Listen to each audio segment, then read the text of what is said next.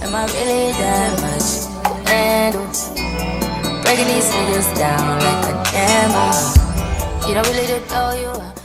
Hi guys, my name is Jayda, better known as JaydaValerie. Thank you for coming back to my channel. And today we're going to be talking about a touchy topic. In past videos, I've been talking about my mom's health, how it hasn't been the best over the summer.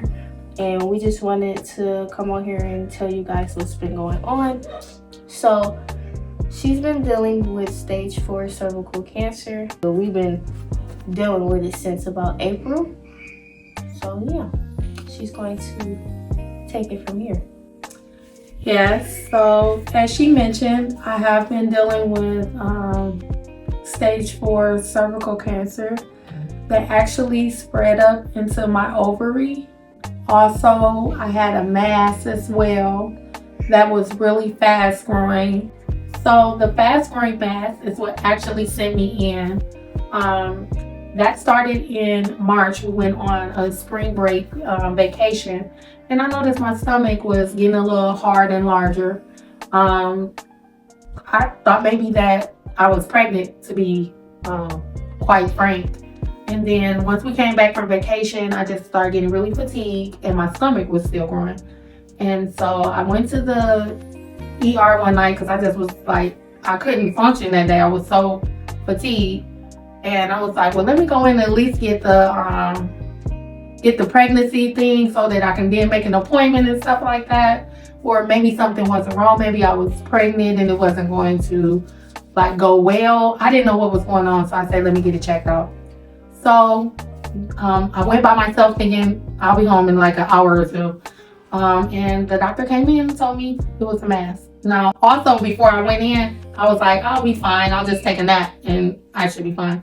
But my 14-year-old daughter was like, no, something's really wrong with you. You need to get up and you need to go now. And she just turned into my mother. And so I ended up going, and thank God that she had me go, because that's when we found out that there was a mass, and they said it was something on the mass that did appear to be cancerous, especially with my history, because I've had cancers in the past as well. Cervical, to be exact, as well, too. The ER doctor was thinking that it was ovarian cancer because of the placement and everything. And so he left out of the room, came back in. I wasn't responding the way he felt like I should have or he needed me to. And so he said that he was supposed to admit me so that they can run all of these tests and stuff like that. But his good friend doctor, who was now my doctor, he called her on the phone. I talked to her. She gave me her phone number. She made me promise to contact her. This was a Friday, to contact her office Monday. And she and I thought it would be best for me to go home over the weekend so that I can discuss everything with my family. So when I left the hospital, I called my husband. He had ended up falling asleep or whatnot because he works really earlier in the day. And he said, okay, so what did they say? And I just told him, oh, they found the mass and they think it's cancer. And then I just kept talking, and he was like, so what you just say?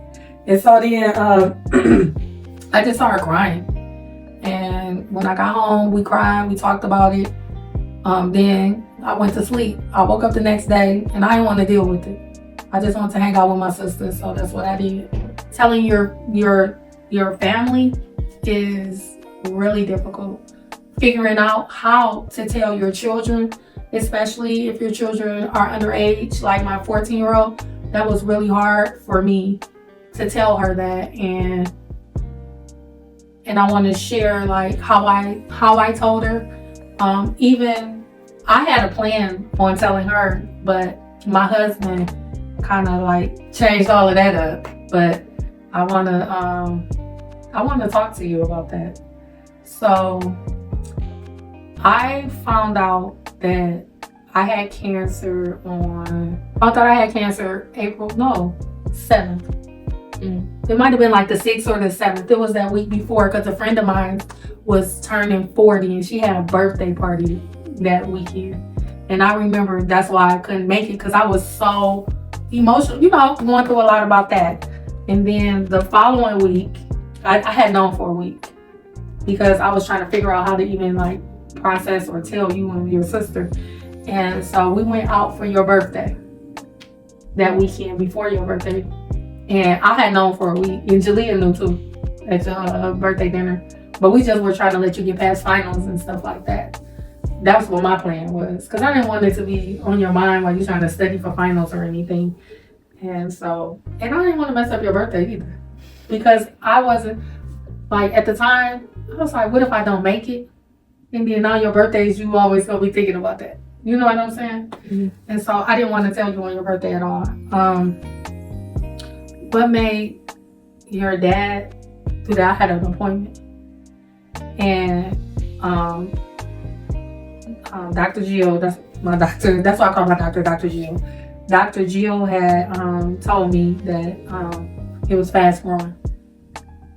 All he heard was, it is fast growing. We were talking about the mass. He thought the cancer was fast growing. Mm-hmm. And I didn't never know that until like 3 weeks ago. And he was just like, Jayda needs to come home because Jayda needs to know how important the surgery is, and she needs to make sure she's here, and like we need to pull together as a family. He just was like, they need to know. And so he was like, I'm gonna make her come home today. This was on your birthday when I had that conversation with her. And I didn't know what his rush was with it. I was just like mentally all over the place, and I needed him to leave, so I was doing what he said do. But how did that affect you? Like, it was on your birthday? Well, at first, I was irritated. That's fair. Because he could have waited till the next day. No, one like, listen. Because I was at 12 Oaks, and that's like 50 minutes from my school. Mm-hmm. And from your house. Yeah. It seemed like it took about an hour to get there. And I had to go back to school to get my car. To come back. Okay. So, Okay. So I was thinking, like, this better be important. Right. Dang, that was a lot. I didn't know you had to go through all that tonight. Long story shorter, I called the doctor. Within 2 weeks, I had surgery to remove the mass. We decided that the mass had to come out. So because the mass had to come out, no matter what, I elected to not do all of the tests to find out the stage, what kind of cancer, and all of that. I elected for them to remove everything and then test everything. I had the surgery, which I'm happy I did, because within that 2-week time frame, I looked like I was 9 months pregnant. People were congratulating me everywhere I went. I had the pregnancy waddle and everything. And so that Sunday before my surgery on Tuesday, I was getting up to get ready for church, and I had one of the most excruciating pains I've ever had in my life. And it was like maybe 45 seconds, but it broke me all the way down to the ground. And then I got up and I just proceeded with my day. Well, come to find out, that mass that gotten so big, it burst because it was so big. And so by the time I had my surgery on that Tuesday, when they cut me open, everything was inflamed on the inside, to the point where they even had to take my appendix, and they had to test a lot of the fluid and just make sure I was good. And it also extended my surgery by about, how many hours? Was it like 4 or 5 hours? Yeah, maybe even 4 or 5 hours longer or whatnot. But afterwards, that's when we found out it was cervical cancer that spread up into my ovaries. And because it had started to spread, and cancer can be microscopic, they believe they moved all of the tumors caused from it, but the microscopic traveling cancers, because they can't really see that, I had to go through an intense chemotherapy. Now, to treat my cancer, there's only 4 different types of chemo to treat my cancer, and 3 of them they can just have you go do. The 4th one you have to be tested to do. And they weren't sure if I needed that 4th one because, like they said, they felt like they had gotten everything. So I did the 3 different chemos. I had 6 sections? Yep. I had 6 sections every 3 weeks. I actually just completed my last session yesterday. And I have since found out that they would like me to do the 4th treatment. as well as radiation. I thought I was ringing the bell yesterday. I just been telling myself September 6th was my day. Whenever I felt down, whenever I was sick, I was like, that's what I'm doing. September 6th, I'm sorry. September 6th was my day. It's going to be a little longer, but not a lot longer before I can ring the bell. They believe I'm responding good to it. They're the doctors, so they must know something. My feelings and their feelings completely different, because I guess I'm the one that's going through it. I have faced a lot of challenges. There's so many different things that I've experienced that I would like to share my journey. I would like to create like a series of different things that I've learned, different things that I've been through, things that helped me, give advice, answer whatever questions of anybody going through chemo. I don't care what cancer you have, just anybody going through chemo, the effects that it can have on your family. One of my tougher things is saying that I have cancer. Even in doing this video, I couldn't say it first. I had to have her start this video and say it for me. That's something that I really struggle with saying to someone. Once I know that they know, we can talk about it all day long. I'll answer any question that they may have. But me actually saying that this is what I have first, it's just something that emotionally is just hard for me to do. Throughout this process, you, your dad, your sister, my mom, my sister cousin Courtney, like, it's been, I have an amazing support system. I could truly just keep going and going and going. So my support system has been like on point for sure. But I will say, you have been my rock. She been my number one. Honestly, she has. When chemo started, she was like, I want to chemo with you. I had the whole chemo companion set up. She didn't care. She was like, I'm going to chemo.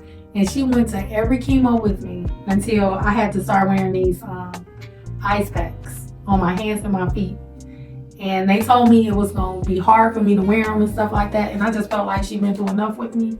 And I just didn't want, like, when I'm like a certain way, I don't really want the kids to see me like that. And so her dad started going with me. And he was getting jealous anyway that he wasn't there. So he started going with me up until yesterday. You supposed to take one person with you. I had two. But they were fine with it. They understood it. But besides all of that, what I would like to know is, like, what is, like, how did it affect you? Because the reason why I'm asking this is because, like, sharing what you went through could help somebody else who's going through something like that with their parent. So, like, how did it, like, affect you? Like, the whole, like, process and just, like, all of it. So, I would say in the beginning, I feel like I just shut everybody out and like was staying at home unless I like had to go to work or. You were doing that. I did the CNA class over the summer and I started it, I want to say like a week after your surgery. Wasn't it like a week after your surgery? Because when I came home is when it started. And it was a 2-week program, so I had to go every day from like 8 in the morning to like 2 or 3. Yeah. So that was pretty hard to go there after seeing you down and helping you for like a whole week. And then all of a sudden I gotta be going every day. But I have people here with me. Listen, I know and I knew everybody know people love them. But when you go through something and you start seeing that love, it hit different. Yeah. And I know people was gonna be there with you. Honestly, I didn't trust nobody else to take care of you at first except for me. I can see that because when my mom was sick, my mother had a stroke. You know what I'm saying? And it wasn't that I didn't think people could take care of her. I just think that they wouldn't take care of her like me. Yeah, and I know that she's more comfortable with me. You know what I mean? So how would, like, emotionally is what I'm asking. Emotionally? I would say at first I didn't really have no emotions because I was just doing. Okay. I think it didn't really hit me until like the middle of the summer. So probably like July. Probably like before I had took a trip to Texas. Mm-hmm. And that's when like all the emotions started to hit me, because usually I know this with me, when like big stuff happen like that, I just kind of like shut everything off. So yeah, I wasn't really even talking about it for real with anybody else. I was kind of like, because I didn't really feel nothing, so I was like, I'm okay. You just felt like this was something we was going through, Yeah. and it's gonna be over eventually. Yeah. So, Okay. Yeah. And then I feel like we all had a positive like outlook. I would say we were all pretty positive, for sure. I want to talk to you about support system. There are certain people in your life that you have all these expectations for. You expect them to be there. You expect them to do stuff. And that's not fair to yourself. That's something I've 100% learned. Support is coming from God to me. And He'll send it the way He sees it. And a lot of times when you don't get the support for the people that you expect to get the support from, it could be that they're going to bring some negative energy to you. It could be so many different reasons why it's not coming from that person. And I highly encourage you not to focus on that. I highly encourage you to focus on where your support is coming from. Now, there does have to be a conversation with those people. But guess who's in charge? You are. When you're ready to have that conversation, that's when you have that conversation. When you can have that conversation out of love and not hurt and not be emotional, that's when you have that conversation. When you're not going through what you're going through, that's when you have that conversation. When you're having a moment where you're expressing yourself and you're the one going through this, and that person sometimes is selfish to where they're going to turn it around and it be about them.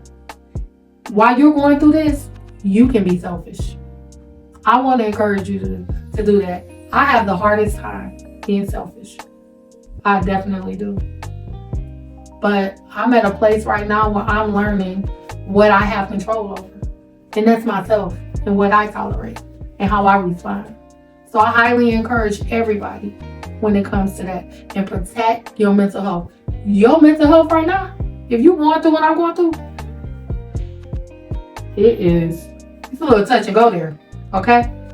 So don't put nothing else more. Don't you put nobody else's emotions on top of what you're going through. You're gonna go damn crazy. And I don't want you to do that.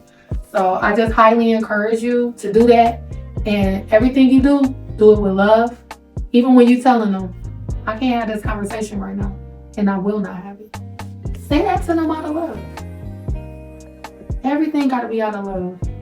Even if at that time you don't got no love for them. But you gotta always have love for yourself. So say it out of love for yourself if you have to. So that's all that I really wanted to say about that. You and your sister. I have noticed that throughout all of this, and it's weird, but it's not that they weren't close. But I feel like y'all are really close right now. I feel like I appreciate you making sure she's good. Even down to like, you're back at school right now. But on her first day of school, you called her like the night before about her outfit and stuff like that she was gonna wear. Cause my youngest daughter started high school this year. So that I can tell that really helped her out a lot. And she's super shy. And I appreciate you for that. I want to tell you that. I really appreciate you for that. I also appreciate you for, you took her to Atlanta this year for the weekend. How, I know you would stand to yourself, but you took your sister places. Even if it was just a window shop or just to get out of this house sometimes and get away from, what we was going through. I appreciate that. You're a great big sister. Even if she don't tell you that. I think she probably has or whatever, or tries to show you that she feels that way. But you're a great big sister. And I say I'm so grateful for my family. I'm so grateful. But 2025, when I'm surviving and thriving, y'all just gotta let me survive and thrive. All 2025. Y'all hear that? Surviving and thriving. All 2025. Thank you guys for watching. Make sure you stay tuned for a series. I'm going to leave her You went to YouTube? I mean, just TikTok? I think I might utilize TikTok. I want to leave her TikTok down below, so make sure you go follow that, and also my TikTok as well. But you should already be following that. But I will see you guys in the next video. Thanks for watching again. Make sure you like, comment, and subscribe, and talk to you later. Bye. Am I really that much? And breaking these niggas down like a camera. You don't really know you.